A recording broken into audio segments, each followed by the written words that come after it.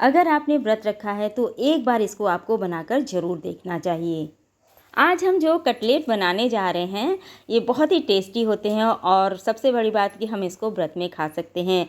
तो चलिए बनाते हैं इसको फटाफट से। इसको बनाना बहुत ही आसान है। तो हमने सबसे पहले आलू उबाल लिया, उबाल कर ठंडा करके छील करके ले लिया है और अब हम इसको ग्रेट कर लेंगे। क्योंकि हमारे आलू छोटे हैं तो हमने आलू की क्वांटिटी को ज़्यादा रखा है। अगर बड़े आलू हों तो 2 या 3 आलू सफिशिएंट हैं। तो इसको हम पहले ग्रेट कर लेते हैं और अब हम इसमें फ्लेवर ऐड करेंगे। तो ये हमने स्वाद अनुसार नमक ले लिया है। ये सेंधा नमक है। सेंधा नमक हम घर में ही पीसते हैं और पीसते समय उसमें काली मिर्च भी डाल लेते हैं। तो ये काली मिर्च और सेंधा नमक हमने स्वादानुसार डाल दिया।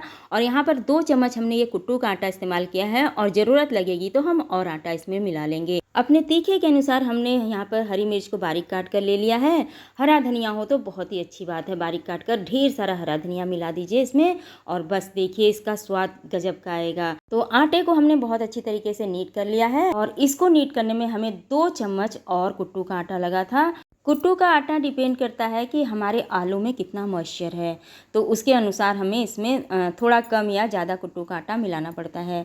तो इस तरह से हमने एक सॉफ्ट सा डो बनाकर तैयार कर लिया है। इससे चाहे तो गोल टिक्कियाँ बनाकर तैयार कर लें, अदरवाइज इस तरह से हार्ट शेप दे दें। इस तरह से एक शेप दे देने से क्या होता है कि जो नाश्ता हम बनाते हैं देखने में अट्रैक्टिव लगता है, खास करके बच्चों को बहुत ज़्यादा अट्रैक्ट करता है। तो इस तरह से आलू का जो हमने मिक्सचर तैयार किया था उस तरह से अपने सारे नाश्ते को बनाकर तैयार कर लेंगे। उसको इस तरह से हमने हार्ट शेप में बनाकर तैयार कर लिया है। तो पहले हमें इसको सब बनाकर रख लेना है। इस तरह से हमने अपने सारे नाश्ते को बनाकर रख लिया है। अब हमने गैस पर चढ़ा दिया है कढ़ाई और कढ़ाई में जब हमारा तेल अच्छी तरीके से गर्म हो जाए, यानी काफ़ी अच्छा गर्म हो जाए, तब हमें अपने नाश्ते को इसमें डालना है। और अब हम गैस की फ्लेम को थोड़ा सा मीडियम कर देंगे और मीडियम टू हाई रखते हुए गैस की फ्लेम को हमें उलटते पलटते चारों तरफ से अपने इस आलू की टिक्की को या कटलेट को जो भी कहिए इसको हमें सेक लेना है। इसको हमें अच्छी तरीके से सेक लेना है क्योंकि जो हमने कुट्टू का आटा मिलाया है उसको सीखना ज़रूरी है।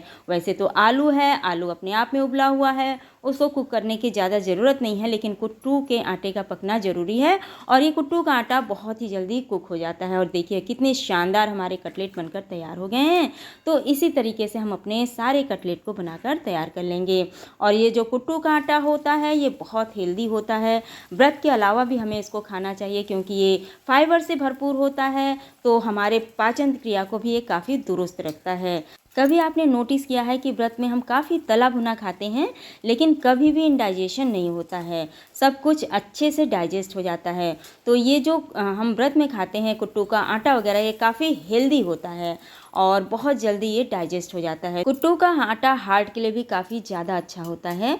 तो अगर हम व्रत नहीं भी रख रहे हैं तो कभी कभार हमें इस तरह के आटों की रोटियां या पराठा या पूड़ी या इस तरह के कटलेट वगैरह बनाकर ज़रूर खाना चाहिए, काफ़ी हेल्दी होता है। इस तरह से हमने अपने सारे नाश्ते को फ्राई कर लिया है। तो यहीं पर हम इस नाश्ते के साथ खाने के लिए एक बढ़िया सी चटनी बनाएंगे। तो गैस की फ्लेम को हमने बंद कर दिया है और उसी गर्म ऑयल में हमने थोड़े से मूंगफली के दाने और थोड़ा सा ही हमने नारियल डाल दिया है और उसको हमें अच्छी तरीके से रोस्ट कर लेना है। इस तरह से जब हम थोड़ा सा रोस्ट कर लेते हैं तो चटनी जो बनाते हैं वो बहुत ही शानदार बनती है। शानदार मीन्स बहुत ही टेस्टी बनकर तैयार होती है। तो यहाँ पर हमने 2 टमाटरों को काट कर ले लिया है। हमने जो ये मूंगफली और नारियल को रोस्ट किया उसको ले लिया है और तीखे के अनुसार हमने मिर्च ले लिया है।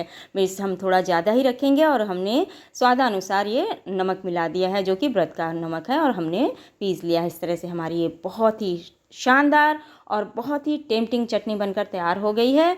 और इसी में हमने 1 नींबू का रस भी मिला दिया था जिससे कि ये हमारी चटनी बहुत ही स्वादिष्ट बनकर तैयार हुई है। तो लीजिए, व्रत में खाने के लिए बहुत ही टेस्टी ये कटलेट बनकर तैयार हो गया है जिसको बिना व्रत भी आप खाना पसंद करेंगे।